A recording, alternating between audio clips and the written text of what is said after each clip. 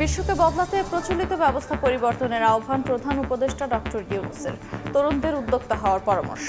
বিমস্টেকের সাইডলাইনে কাল ডক্টর ইউনূস মোদি বৈঠক। বিশ্বজুড়ে যুক্তরাষ্ট্রের শুল্ক খরচ, বাংলাদেশি পণ্যে ৩৭% শুল্ক আরোপ, পোশাক খাতে নেতিবাচক প্রভাবের শঙ্কা, মার্কিন পণ্যের ট্যারিফ কমানো সহ আলোচনার পরামর্শ। গণহত্যার বিচার বানচালে বিপুল অর্থ ব্যয়ের সুনির্দিষ্ট তথ্য পেয়েছে প্রসিকিউশন। নেপথ্যের কুশীলবরা চিহ্নিত, কোনোভাবেই ঠেকানো যাবে না বিচার, জানালেন তাজুল ইসলাম। বাচ্চাদেরকে তো খুব একটা সময় দেওয়া যায় না, ঈদ উপলক্ষে একটু সময় দিচ্ছি। এই দিনটা আমাদের কাছে অনেক স্মরণীয় হয়ে থাকবে। সীমাহীন আনন্দে ঈদের ছুটি উদযাপন, যান্ত্রিক ব্যস্ততা ভুলে বন্ধু স্বজনের সঙ্গে হই হুল্লোড়। চিড়িয়াখানায় হাতি, বাঘ, সিংহ দেখে শিশুদের উচ্ছ্বাস।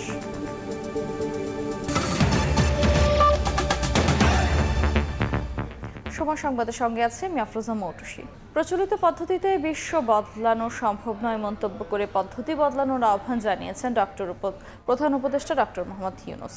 বৃহস্পতিবার ব্যাংককে বিমস্টেক ইয়াং জেনারেশন ফোরামের সম্মেলনে একথা বলেন তিনি। নতুন সভ্যতা গড়তে হলে চাকরির পেছনে না ঘুরে তরুণদের উদ্যোক্তা হওয়ার পরামর্শ দেন প্রধান উপদেষ্টা। শুক্রবার বিমস্টেক শীর্ষ সম্মেলনে অংশ নেওয়ার পাশাপাশি ভারতের প্রধানমন্ত্রী নরেন্দ্র মোদীর সঙ্গে সাইডলাইন বৈঠকে মিলিত হবে ডক্টর ইউনূস। থাইল্যান্ডে ব্যস্ত সময় কাটছে বাংলাদেশের প্রধান উপদেষ্টা ডক্টর মোহাম্মদ ইউনূসের। ব্যাংককে পৌঁছেই তিনি হাজির হন বিমস্টেক ইয়াং ফোরামের আলোচনায়। একক বক্তা হিসেবে তরুণদের উদ্দেশ্যে দিক নির্দেশনামূলক বক্তব্য রাখেন ডক্টর ইউনূস।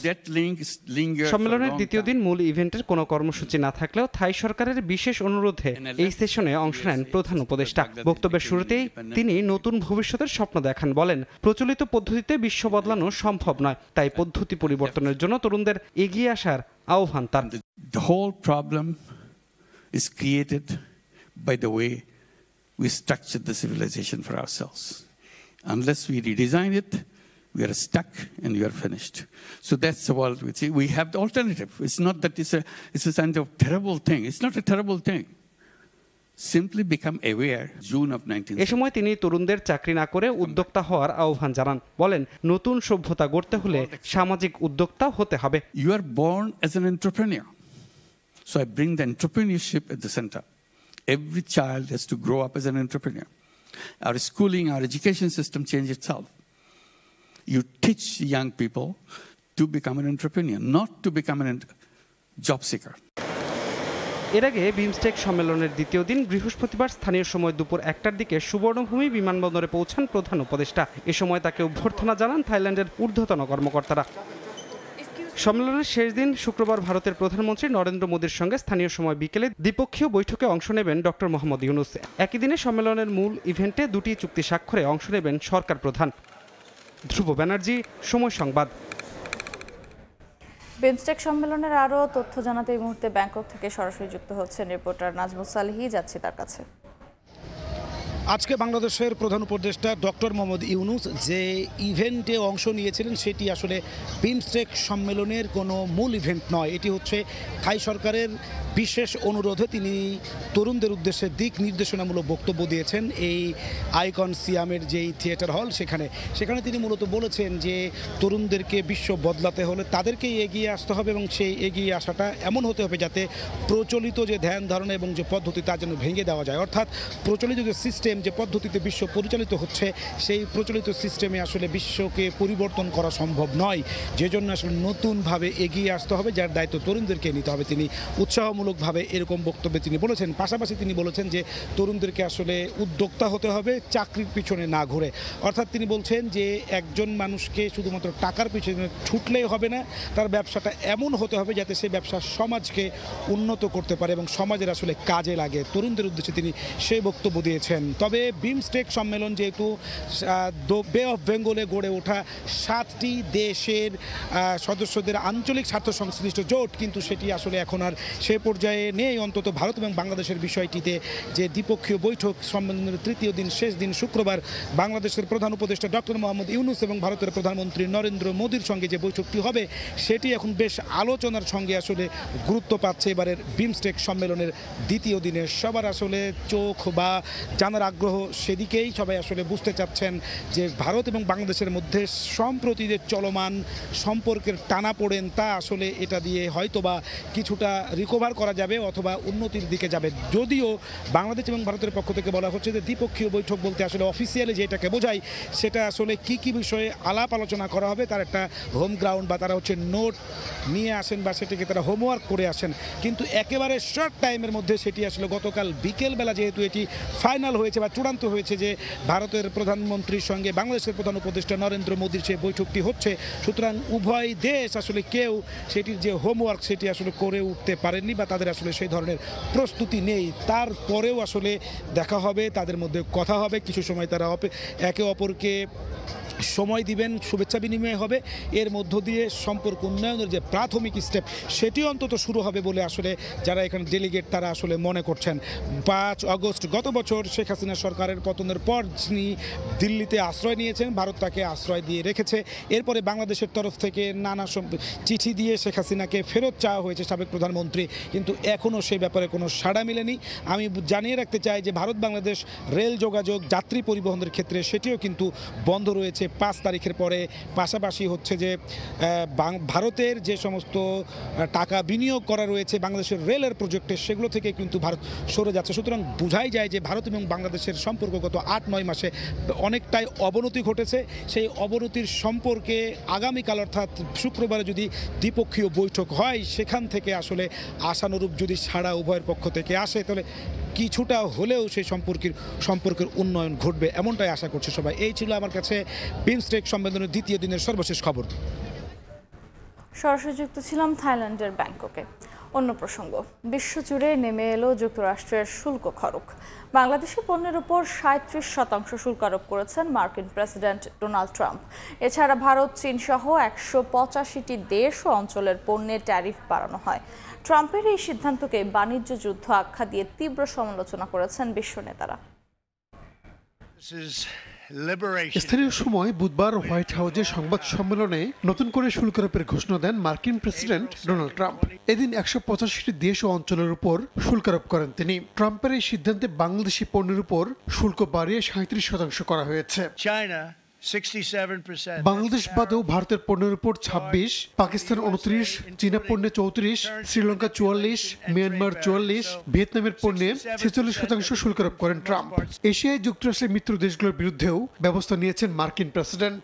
সবচেয়ে বেশি কম্বোডিয়ার পণ্যে শুল্ক আরোপ করেছেন তিনি। বুধবার মধ্যরাত থেকেই কার্যকর হবে এই সিদ্ধান্ত।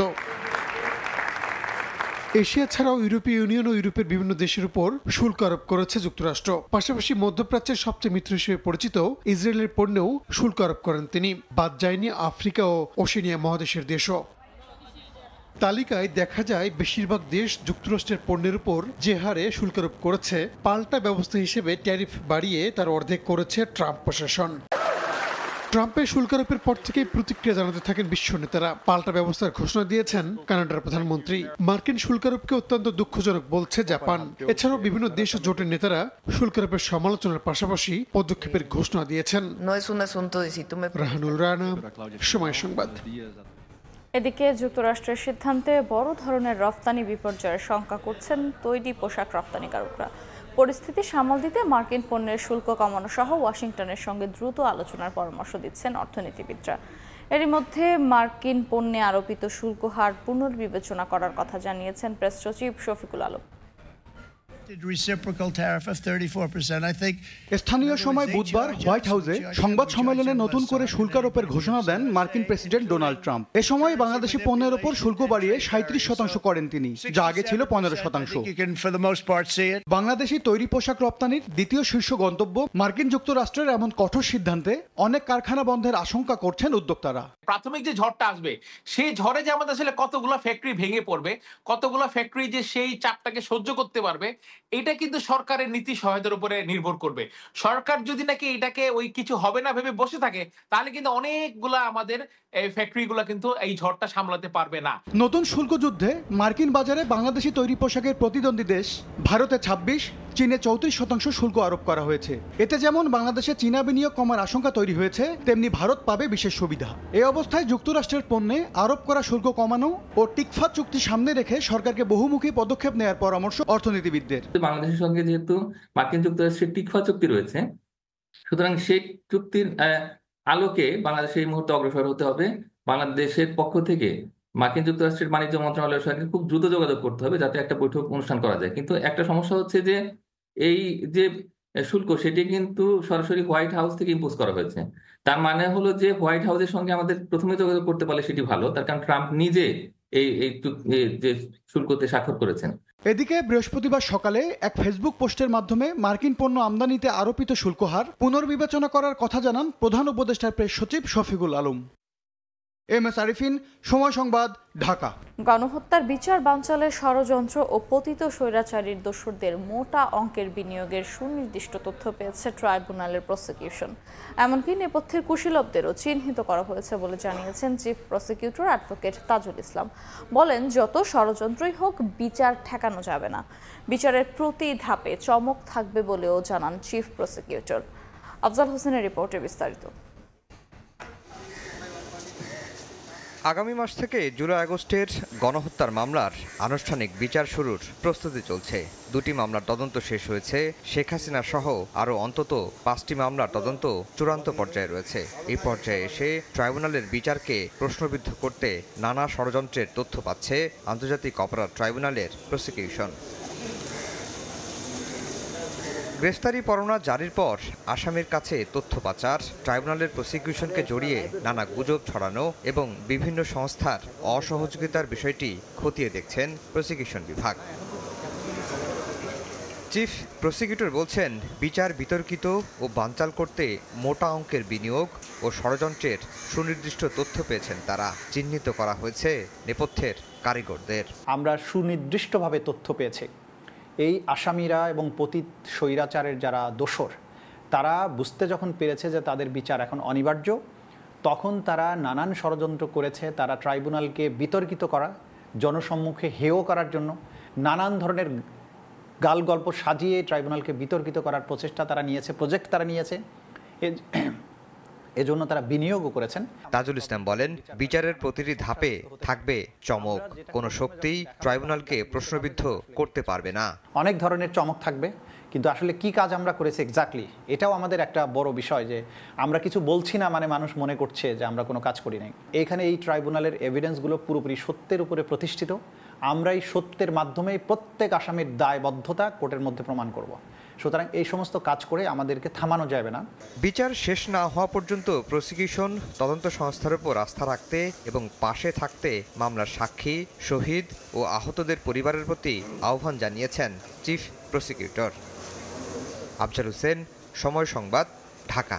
থানা থেকে লুট হওয়া অস্ত্র উদ্ধার হলে দেশের আইনশৃঙ্খলা পরিস্থিতি আরও উন্নত হবে বলে জানিয়েছেন স্বরাষ্ট্র উপদেষ্টা জাহাঙ্গীর আলম চৌধুরী।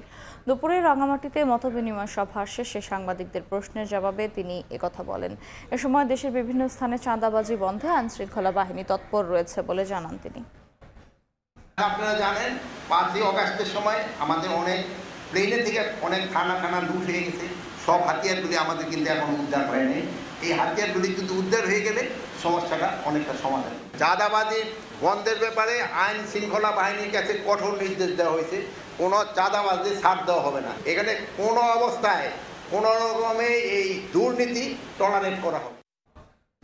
বিবাহিত হলেও ডেটিং অ্যাপের মাধ্যমে নারীদের সঙ্গে সম্পর্ক করাই নেশা। প্রথম স্ত্রীর তথ্য গোপন করে তরুণীকে বিয়ে। আগের বিয়ের কথা জানাজানি হলে সংসারে শুরু হয় কলহ। এরই জের ধরে দ্বিতীয় স্ত্রী তাহিয়া তাসলিমকে হত্যা করেন কাজী সাগর। রাজধানীর লালবাগে মামলার পর থেকেই পলাতক রয়েছেন অভিযুক্ত ও তার পরিবারের সদস্যরা। অপরাধ বিশ্লেষক বলছেন, প্রযুক্তির অপব্যবহারে বাড়ছে বিবাহ বহির্ভূত সম্পর্ক এবং পারিবারিক হত্যাকাণ্ড। আবুল কালামের ছবিতে সাদিকুর রহমানের রিপোর্ট।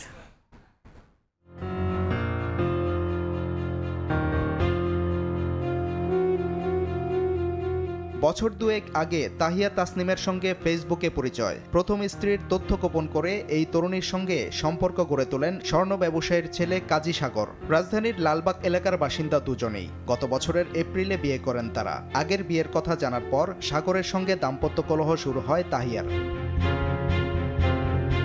গত ২০ মার্চ রাতে তাহিয়াকে তার বাবার বাসায় একা পেয়ে হত্যা করেন সাগর। তাহিয়ার পরিবারের অভিযোগ, ডেটিং অ্যাপ ব্যবহার করে নিয়মিত বিভিন্ন মেয়েদের সঙ্গে সম্পর্ক স্থাপন করতেন তিনি।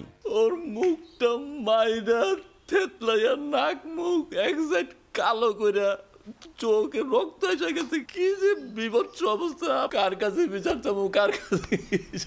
আমার মেয়েটাই তো আমার বেঁচে থাকার অবলম্বন ছিল। এখন আর তো মেয়ে ফিরে আসবে না।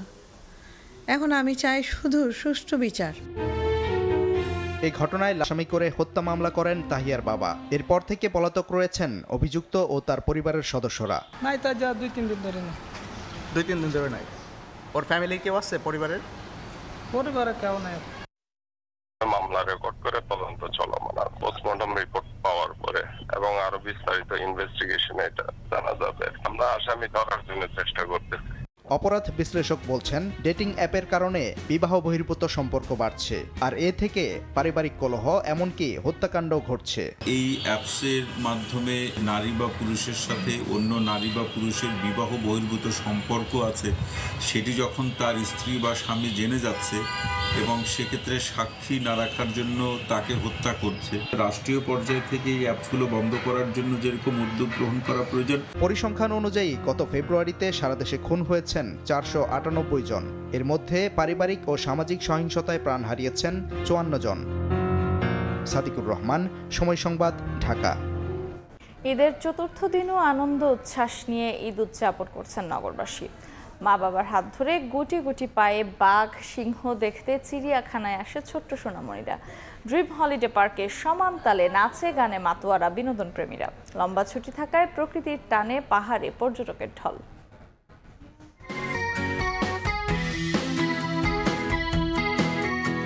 বইয়ের পাতার ছবিগুলো ধরা দিল বাস্তবে। চোখের সামনে মস্ত বড় বাঘ, সিংহ দেখে চোখ যেন ছানা বড়া।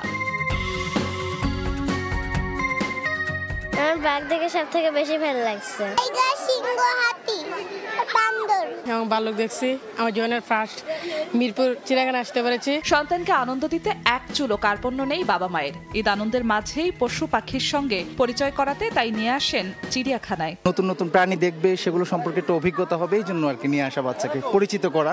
আমার বেবিকে নিয়ে আসছি, ছোট বাচ্চা তো, ওর খুশির জন্যই আসা। বাচ্চাদের সেখানে ঘোরা উচিত, সবাই অনেক প্রাণী সম্পর্কে জানবে। যান্ত্রিক নগরীর ক্লান্তি ক্লেশ দূরে ঠেলে প্রকৃতির সান্নিধ্যে হারিয়ে যেতে ঈদের লম্বা ছুটি মোক্ষম সময়। সুযোগ লুফে নেন ভ্রমণ পিপাসুরা। খাগড়াছড়িতে ইতিমধ্যেই বুকিং হয়ে গেছে আবাসিক হোটেলের 80% বেশি রুম। খুলনা ও রংপুরের বিনোদন কেন্দ্রগুলোতেও ছিল উপচে পড়া ভিড়। ঈদের বন্ধে সবাই আসছে, ফ্রেন্ডরা এখানে ঘুরতে। প্রথম আসছি, অনেকদিন ধরে ইচ্ছে ছিল এখানে আসার, তো এবারে আসতে পারছি। পরিবেশটা অনেক সুন্দর, পাহাড় পর্বতে ঘেরা, সব দিকেই মনোরম।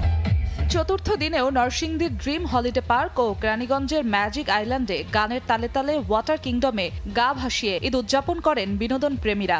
আমি পরিবার নিয়ে এসে খুব আনন্দ উপভোগ করছি। অনেক ভালো লাগছে আমার। সবার সাথে ঘুরে, সবার সাথে ডান্স করে আমাদের খুব ভালো লাগতেছে। তবে ফ্যান্টাসি কিংডমে ঈদের প্রথম 3 দিন নাচ গানে উৎসব মুখর পরিবেশ থাকলেও চতুর্থ দিনে ভিড় ছিল তুলনামূলক কম। জিন্নাতারা যশোয়া, সময় সংবাদ। এই মুহূর্তে রাজধানীর জিয়া উদ্যানে আছেন রিপোর্টার তানভীর হাসান মেঘ, বান্দরবানের নীলাচলে আছে রিপোর্টার এনে জাকির এবং কক্সবাজার সমুদ্র সৈকতে আছেন সুজাউদ্দিন রুবেল। সরাসরি প্রথমে যাচ্ছি মেঘের কাছে। ঈদের চতুর্থ দিন, চতুর্থ দিনে রাজধানীর আমরা বেশ কয়েকটি বিনোদন কেন্দ্র ঘুরেছি। তার মধ্যে আমরা এখন আছি জিয়া উদ্যানে। জিয়া উদ্যানে আমরা আসার পর আমরা যেমনটা দেখতে পেয়েছি যে এই পুরো জিয়া উদ্যানেই কিন্তু আমরা দেখছি যে কানায় কানায় কিন্তু পূর্ণ হয়ে গেছে, যে সাধারণ মানুষ কিন্তু এখানে এসেছেন ঘুরতে এবং পরিবার পরিজন নিয়ে তারা এখানে বেশ আনন্দ সহকারেই ঘুরছেন। তবে ঢাকায় এবারের ঈদ উৎসবে অনেকটাই ভিন্ন চিত্র দেখা যাচ্ছে। কেন বলছি এই কথা ভিন্ন চিত্র দেখা যাচ্ছে? আমরা বেশ কয়েকটি বিনোদন কেন্দ্র ঘুরে এসেছি, যেখানে হাতিরঝিল আমরা দেখেছি একদম দুপুর থেকেই ফাঁকা ছিল। তারপরই আমরা নব থিয়েটারের দিকে আসলাম, সেখানেও আমরা দেখছি যে কানায় কানায় পূর্ণ ছিল। অন্যদিকে এখন আমরা অবস্থান করছি জিয়া উদ্যানে, এখানেও কিন্তু আমরা দেখছি উপচে পড়া ভিড় না থাকলেও বেশ মানুষের সমাগম কিন্তু লক্ষ্য করা যাচ্ছে। এবং সেই সঙ্গে ঢাকার বাসিন্দাদের তাদের পরিবার পরিজন নিয়ে শহরের বিভিন্ন কেন্দ্র কিন্তু তারা ছুটছেন। সেই ধারাবাহিকতায় কিন্তু সেই প্রতিচ্ছবি আমরা এখানেও লক্ষ্য করতে পারছি। এখানে যে ক্ষুদ্র ব্যবসায়ীরা রয়েছেন, অর্থাৎ ফুচকার যে দোকান এবং ঝালমুড়ি চটপটির যে দোকানগুলো রয়েছে, তাদের সাথে আমরা কথা বলেছি। তারা অনেকটাই এবার খুশি, কেননা এই পুরো জিয়া উদ্যানে মানুষের যে ঢল নেমেছে, সেই ঢলের কারণে তাদের ব্যবসাও অনেকটা ভালো হচ্ছে। এবং সেই দিকে তারা বলছে যে এবার এই ব্যবসায় তাদের কোনো লোকসানের সম্মুখীন হতে হবে না। তবে দর্শনার্থীদের একটি কথা যে আনন্দের সাথে অতিরিক্ত ভিড় কিছুটা অসুবিধার সম্মুখীন হতে হচ্ছে বলে তারা বলছে। এবং সেই সঙ্গে শিশুরা হাত ধরে বাবা মায়ের সঙ্গে উচ্ছ্বাস করছে এবং তরুণীরা দল বেঁধে সেলফি তুলছে। তার মধ্যে মধ্যবয়সী যারা রয়েছেন তারা সেই সকল মানুষ কিন্তু পরিবার নিয়ে স্মৃতির যে ঝুলি সেটি কিন্তু ভরছেন। এবং সেই সঙ্গে প্রতি বছর তারা যেমনটা জানিয়েছে যে তারা সব সময় হচ্ছে যে টেলিভিশনে এই সংবাদ মাধ্যমেই দেখে যে ঈদের দিনে বিনোদন কেন্দ্রগুলোর ভিড়ের খবর দেখতে পায়। তো সেই জায়গা থেকে তারা আবার নিজের অভিজ্ঞতা অর্জন করার জন্য এবার তারা এসেছেন এখানে ঘুরতে। তো সব কিছু মিলে বলা চলে যে এখানে বেশ মানুষের সমাগম রয়েছে। তো এখান থেকে তো রাজধানীর জিয়া উদ্যান থেকে তো এখানকার খোঁজ খবর জানাচ্ছিলাম যে বিনোদন কেন্দ্রের কি অবস্থা। আমরা একটু বান্দরবন যেতে চাই যে সেখানকার বিনোদন কেন্দ্রগুলোর কি অবস্থা। সেখানে আছেন আমার আরেক সহকর্মী জাকির, তার কাছ থেকে জানবো সেখানকার খবরাখবর। পাহাড় প্রিয়দের ভিড়ে মুখর বান্দরবানের সবগুলো পর্যটন কেন্দ্র। আজ ঈদের চতুর্থ দিন, ঈদের ছুটির দিন যতই শেষ হচ্ছে পাহাড় প্রিয়দের ভিড় ততই বাড়ছে। এই মুহূর্তে আমরা আছি নীলাচল পর্যটন কেন্দ্রে। এখানে পর্যটকদের ভিড় ধীরে ধীরে বাড়তে শুরু করেছে। বিকাল যতই বাড়ছে এই ভিড় আরো বাড়বে। আমরা সকাল থেকে বান্দরবানের বিভিন্ন পর্যটন কেন্দ্র ঘুরে দেখেছি, সবগুলো পর্যটন কেন্দ্রে পর্যটকদের উপচে পড়া ভিড়। বিশেষ করে মেঘলা, প্রান্তিক লেক, চিম্বুক, নীলগিরি, তমাতুলি, দেবতাকুণ্ড সহ সবগুলো দর্শনীয় স্থানে এখন পর্যটকদের উপচে পড়া ভিড়। মূলত ঈদের টানা ছুটি থাকার কারণে এবার বান্দরবানে প্রচুর পর্যটকের আগমন ঘটেছে। শুধু তাই নয়, হোটেল মোটেল রিসোর্ট গুলো কিন্তু কানায় কানায় পরিপূর্ণ। আমরা সকাল থেকে দেখেছি পর্যটকরা চাঁদের গাড়িতে করে পরিবার পরিজন বন্ধু বান্ধব নিয়ে এক পাহাড় থেকে আরেক পাহাড়ে ঘুরে বেড়াচ্ছে এবং কেউ ছুটে যাচ্ছে পাহাড়ের সৌন্দর্য দেখতে, কেউ বা ঝর্ণার শীতল জলে গা ভাসাতে যাচ্ছে।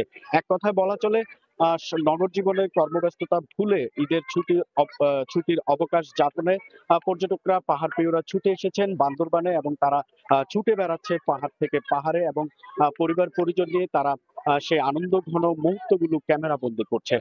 আমরা দেখতে পাচ্ছি এই মুহূর্তে নীলাচলে প্রচুর পর্যটকের সমাগম ঘটেছে। এটি বান্দরবান শহর থেকে মাত্র 6 কিলোমিটার দূরে, যে কাছে হওয়ার কারণে এখানে বিকাল বেলা বিশেষ করে বিভিন্ন পর্যটন কেন্দ্র ঘুরে বিকাল বেলা শেষ সময়ে পর্যটকরা এই নীলাচলে ছুটে আসে। এখানকার পাহাড়ের যে প্রাকৃতিক পরিবেশ, মনোমুগ্ধক পরিবেশ, এই পরিবেশ দেখে পর্যটকরা কিন্তু তাদের মন জুড়ায় বলে আমাদেরকে যেটি জানিয়েছেন। এবং এখান থেকে শহরের যে দৃশ্য রয়েছে, বিশেষ করে বান্দরবানের যে পুরো শহরটি রয়েছে, এই নীলাচল পর্যটন কেন্দ্র থেকে কিন্তু সেই শহরটিও আসলে পুরোটা দেখা যায়।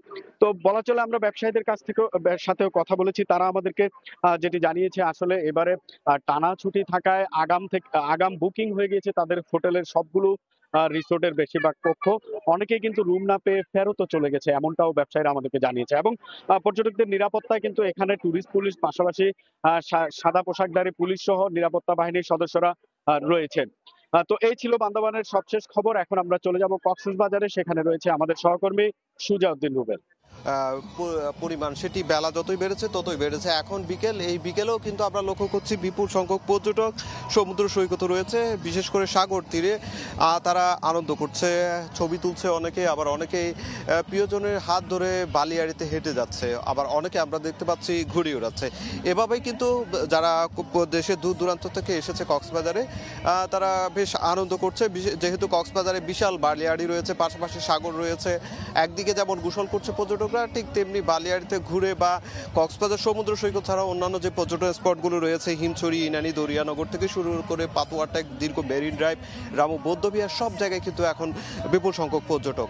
তবে এই বিপুল সংখ্যক পর্যটকের আগমনকে কেন্দ্র করে কিন্তু এরই মধ্যে এখানে কক্সবাজার সমুদ্র সৈকতে একটি বিচ ফেস্টিভ্যাল হচ্ছে, যেটি রবি এলিট তারা আয়োজন করেছে এবং সেখানে চলছে যেহেতু বিপুল সংখ্যক পর্যটক, সেই পর্যটকরা কিন্তু সেই ফেস্টিভ্যালে গিয়ে আমরা লক্ষ্য করেছি অনেকে ঘুড়ি উড়াচ্ছে, আবার অনেকে ঘোড়ার পিঠে চড়ছে, আবার অনেকে বিচ রাইড করছে। এভাবেই কিন্তু এই ফেস্টিভ্যালও কিন্তু আনন্দ উল্লাস চলছে। বিশেষ করে যেহেতু এখন বিকেল হচ্ছে, বিকেলে কিন্তু পর্যটকরা সূর্যাস্ত দেখার পরপরই কিন্তু যেহেতু ফেস্টিভ্যালে কনসার্ট হচ্ছে, সেই ক্ষেত্রে বিপুল সংখ্যক পর্যটক কিন্তু সেই কনসার্ট দেখার জন্য কিন্তু ছুটে যাচ্ছে। নাচে গেয়ে যারা আনন্দ করার সেই আনন্দ মুহূর্তগুলো কিন্তু এখন সমুদ্র সৈকতের বালিয়াড়িতে চলছে। একদিকে যেমন পর্যটকরা সমুদ্র দেখছে, ছবি তুলছে, যেমন আনন্দ করছে, ঠিক তেমনি সমুদ্রের বালিয়াড়ির পারে এটি কনসার্ট হচ্ছে বা ফেস্টিভ্যালে যে কনসার্টটা হচ্ছে সেখানে যে একদিকে ঢাকার বড় বড় শিল্পীরা যেমন গান পরিবেশন করছে, ঠিক একই সঙ্গে এই গান শোনার জন্য অনেক পর্যটক সেখানে উপস্থিত হয়েছেন এবং গানের সঙ্গে সঙ্গে নাচ করছেন। আবার অনেকে ফেস্টিভ্যালে যে নানা ধরনের খাদ্য যে আয়োজন করা হয়েছে খাবারের, সেই খাবারের স্বাদ গ্রহণ করছে। এভাবে কিন্তু প্রতিটি মুহূর্ত কিন্তু কাটছে পর্যটকদের। আমরা বিশেষ করে যে বিপুল সংখ্যক পর্যটকের আগমনকে কেন্দ্র করে কিন্তু এখানে নিরাপত্তার বলয় তৈরি করা হয়েছে। একদিকে ট্যুরিস্ট পুলিশ যেমন সমুদ্র সৈকতে প্রতিটি পয়েন্টে যেমন তাদের নিরাপত্তা জোরদার করেছে, ঠিক তেমনি হোটেল মোটেল যে জোন রয়েছে সেই হোটেল মোটেল জোনও কিন্তু আমরা লক্ষ্য করেছি তারা সেখানে নিরাপত্তা জোরদার করেছে। পাশাপাশি পর্যটকদের হয়রানি রোধে আমরা যেটা লক্ষ্য করেছি, তারা একজন নির্বাহী ম্যাজিস্ট্রেট সার্বক্ষণিক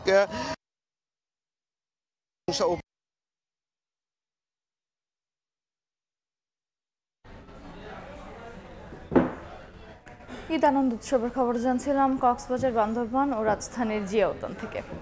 প্রিয়জনের সঙ্গে ঈদ উদযাপন শেষে রাজধানীতে ফিরতে শুরু করেছেন নগরবাসী। ভোগান্তি আর ভিড় এড়াতে কিছুটা স্বস্তির আশায় আগেভাগেই ঢাকায় ফিরছেন অনেকেই।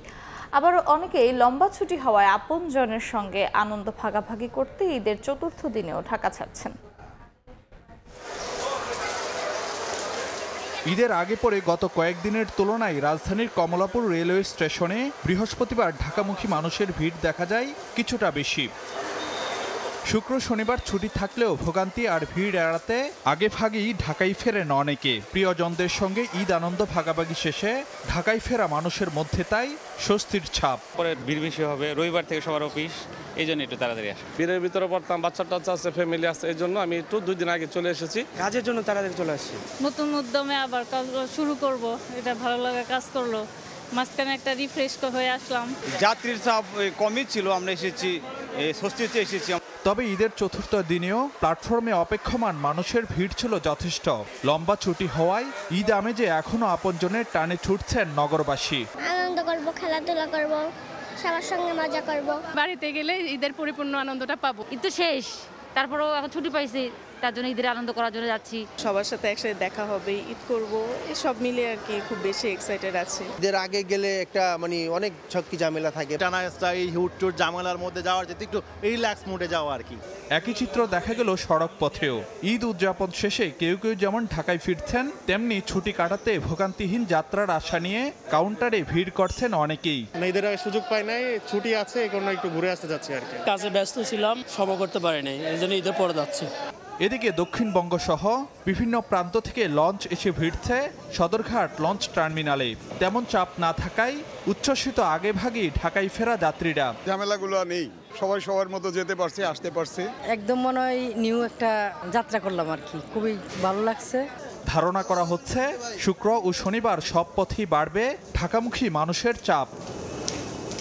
ফারুক ভিয়া, রবিন, সময় সংবাদ, ঢাকা। ঈদের ছুটিতে রাজধানীর ফাঁকা সড়ক দাপিয়ে বেড়াচ্ছে অটোরিকশা। ঢাকা মহানগর ট্রাফিক বিভাগের তথ্য বলছে, ঈদের আগে পরে 5 দিনে অটোরিকশার কারণে 50টিরও বেশি দুর্ঘটনায় আহত হয়েছেন শতাধিক। এই অবস্থায় অটোরিকশার অবাধ চলাচল ঠেকাতে সরকারকে কঠোর হওয়ার পরামর্শ বিশেষজ্ঞদের। বিস্তারিত শফিক মুশনির রিপোর্টে।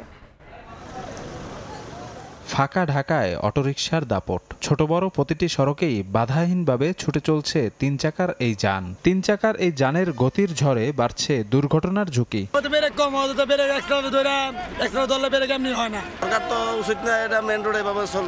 ওদের জন্য গাড়ি চালানো সম্ভব না। এক্ষেত্রে যাত্রীদের সচেতনতার বিকল্প নেই বলছে ট্রাফিক পুলিশ। যারা চড়বেন তারা একটু বেশি সতর্কতার সহিত চড়বেন। যখন ওনারা এটাতে চড়বেন, চালককে যেন উদ্বুদ্ধ করে আস্তে চালানোর জন্য। বিশেষজ্ঞরা বলছেন অটোরিকশার অবাধ চলাচলের কারণে সড়কে শৃঙ্খলা ফিরছে না, বাড়ছে দুর্ঘটনাও। 3 হুইলার ব্যাটারি রিকশাকে যদি আমরা নিয়ন্ত্রণ করতে না পারি তাহলে বাংলাদেশের দুর্ঘটনা কমানো যাবে না। ঢাকা মহানগর ট্রাফিক বিভাগের দেয়া তথ্য বলছে গত 5 দিনে অটোরিকশার কারণে 50টিরও বেশি দুর্ঘটনায় আহত হয়েছেন শতাধিক। নগরবাসীর দাবি দ্রুত উদ্যোগ গ্রহণের মাধ্যমে নিরাপদ করা হোক সড়ক, লাঘব করা হোক জনভোগান্তি। শফিক মুন্সি, সময় সংবাদ, ঢাকা। চট্টগ্রাম কক্সবাজার মহাসড়ক মৃত্যু ফাঁদে পরিণত হয়েছে। মহাসড়কটিতে প্রায় প্রতিদিনই কোথাও না কোথাও ঝরছে প্রাণ। পুলিশ বলছে একাধিক কারণে এই মহাসড়কে ঘটছে দুর্ঘটনা। তবে দুর্ঘটনা কমাতে চট্টগ্রাম কক্সবাজার মহাসড়ক 4 লেনে উন্নীত করা ছাড়া বিকল্প নেই বলে মনে করছেন সংশ্লিষ্টরা। মোহাম্মদ ফরাজের ক্যামেরায় বিস্তারিত জানাচ্ছেন সুজাউদ্দিন রুবেল। চট্টগ্রাম কক্সবাজার মহাসড়কের চুনুতি জাঙ্গালিয়া এলাকা একই স্থানে পরপর 3 দিন ঘটেছে 3টি দুর্ঘটনা। এতে 17 জন নিহত সহ আহত হয়েছে অন্তত 27 জন। চট্টগ্রাম কক্সবাজার মহাসড়কের এই অংশে রয়েছে বিপজ্জনক বাঁক। বাঁকে নেই দিক চিহ্ন সম্বলিত সাইনবোর্ড কিংবা ফলক। মহাসড়কের দুপাশে রয়েছে ঘন জঙ্গল। এতে দূর থেকে বাঁক চোখে পড়ে না। এখানেই শেষ নয়, অনুমোদন না থাকলেও মহাসড়কে চলাচল করে অনেক ফিটনেসবিহীন যান ও নিষিদ্ধ ব্যাটারি চালিত ইজিবাইক, সিএনজি চালিত অটোরিকশা।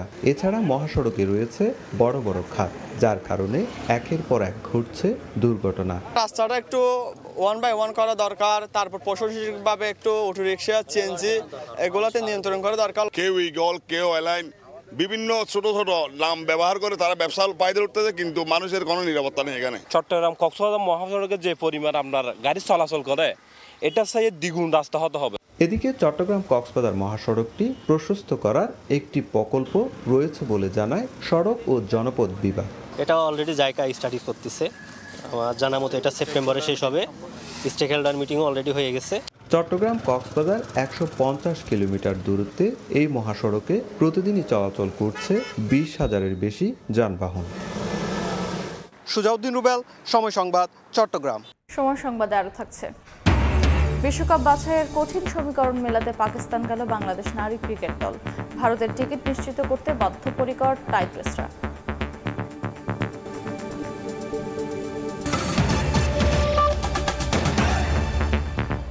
দ্বিতীয় দিনের মতো শুরু হয়েছে সাতক্ষীরার খোলপেটুয়া নদীর ভাঙা বাঁধ সংস্কারের কাজ। 2-1 দিনের মধ্যে কাজ শেষ করার আশা পানি উন্নয়ন বোর্ডের। এদিকে বানভাসীদের দাবি এখনো পর্যন্ত পাননি কোনো সহযোগিতা। দেখা দিয়েছে খাবার ও বিশুদ্ধ পানির সংকট। মমতাজ আহমেদ বাপের তথ্য ছবিতে রিপোর্ট। জোয়ারে বন্ধ থাকে ভাঙা বাঁধের মেরামতের কাজ। ভাটায় আবারও শুরু হয়। সাতক্ষীরার খোলপেটুয়া নদীর ভাঙা বাঁধ সংস্কারে বৃহস্পতিবার দ্বিতীয় দিনেও চলে জিওটিউন রিং বসানোর কাজ। স্থানীয়দের পাশাপাশি সহযোগিতার হাত বাড়ায় সেনাবাহিনী। পানি উন্নয়ন বোর্ড জানায় 300 মিটারের মধ্যে শেষ হয়েছে 80 মিটারের কাজ। 300 মিটার জিওটিউব দিয়ে এটা রিংটায় কাজ করতে হবে। তার মধ্যে আমরা 1/3 অলরেডি ডান করে ফেলছি। সারাদিন এবং রাতের মধ্যে পুরা লেনটাই আমরা কভার করে দিব। জিওটিউবের পুরাটা কভারেজ হয়ে গেলে আমরা আশা করি ইনশাল্লাহ আর এই ভাঙনটি থাকবে না। এই এলাকার মানুষ এই যে পানি উঠছে যেটা, এটা থেকে রেহাই পাবে। দীর্ঘদিন ধরে বিভিন্ন অংশে ছিল ফাটল। গত সোমবার হঠাৎ করে বাঁধের 150 মিটার অংশ ভেঙে যায়। হু হু করে লোকালয়ে ঢুকে পড়ে পানি। ঘরবাড়ি ছেড়ে অনেকে আশ্রয় নেন উঁচু স্থানে। পানিতে ডুবে থাকা বাসিন্দাদের অভিযোগ ভুগছেন সুপেয় পানি ও খাদ্য সংকটে। আমরা খুব অসহায়, রাস্তার পাড়ে পড়ে আছি, ছেলেমি খাওয়া দাওয়া নেই, খুব কষ্টের মধ্যে আছে। 7 দিন ধরে নদীতে ভাসতেছি, পানি জোয়ারে উঠতেছে। ঘর বাড়ি সব ভাঙছে গেছে, বাচ্চা কাচ্চারা কিছু খেতে পারতেছে না। সহযোগিতা চাচ্ছি আমরা যেন নিরাপত্তা একটু বাঁচতে পারি, শক্ত বাঁচ চাই। এদিকে ভাঙন কবলিত এলাকার বাসিন্দাদের এমন সংকটকালে পাশে দাঁড়ালো নৌবাহিনী। দুপুরে নৌবাহিনীর পক্ষ থেকে জরুরি ত্রাণ সামগ্রী বিতরণ ও মেডিকেল সহায়তা দেয়া হয়। পর্যায়ক্রমে ক্ষতিগ্রস্ত সব পরিবারের মাঝেই বিতরণ করা হবে এ উপহার সামগ্রী। সময় সংবাদ, সাতক্ষীরা। খেলার খবর। নারী ওয়ানডে বিশ্বকাপের বাছাই পর্বে অংশ নিতে আজ পাকিস্তান গেল বাংলাদেশ নারী ক্রিকেট দল। নিগারদের সঙ্গে প্রথম অ্যাসাইনমেন্ট নিয়ে বেশ আশাবাদী হেড কোচ সরওয়ার ইমরান। মূল পর্বের টিকিট নিশ্চিতের লড়াইয়ে নিজেদের প্রস্তুতি নিয়ে সন্তুষ্ট তিনি।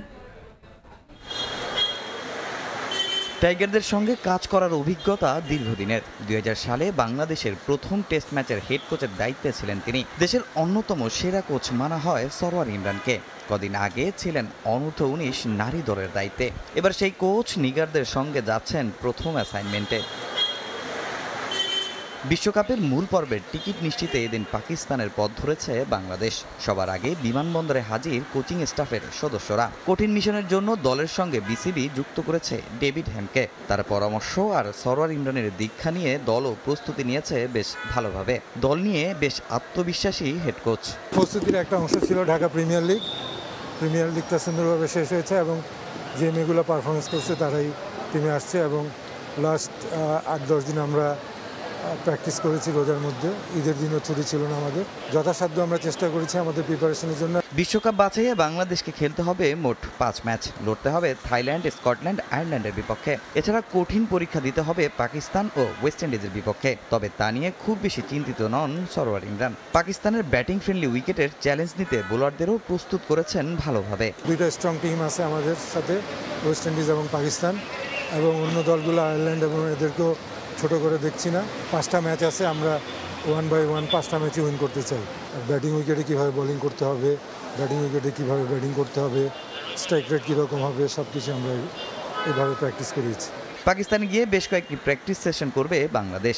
আগামী 10 এপ্রিল থাইল্যান্ডের বিপক্ষে ম্যাচ দিয়ে মূল পর্বে যাওয়ার মিশন শুরু করবে নিগার সুলতানা জ্যোতির দল। তামিম হোসেন, সময় সংবাদ, ঢাকা। এ পর্যায়ে শীর্ষ সংবাদগুলো জানিয়ে দিচ্ছে আরেকবার। বিশ্বকে বদলাতে প্রচলিত ব্যবস্থা পরিবর্তনের আহ্বান প্রধান উপদেষ্টা ডক্টর মোহাম্মদ ইউনূসের। তরুণদের উদ্যোক্তা হওয়ার পরামর্শ। বিমস্টেকের সাইডলাইনে কাল ডক্টর ইউনূস মোদি বৈঠক।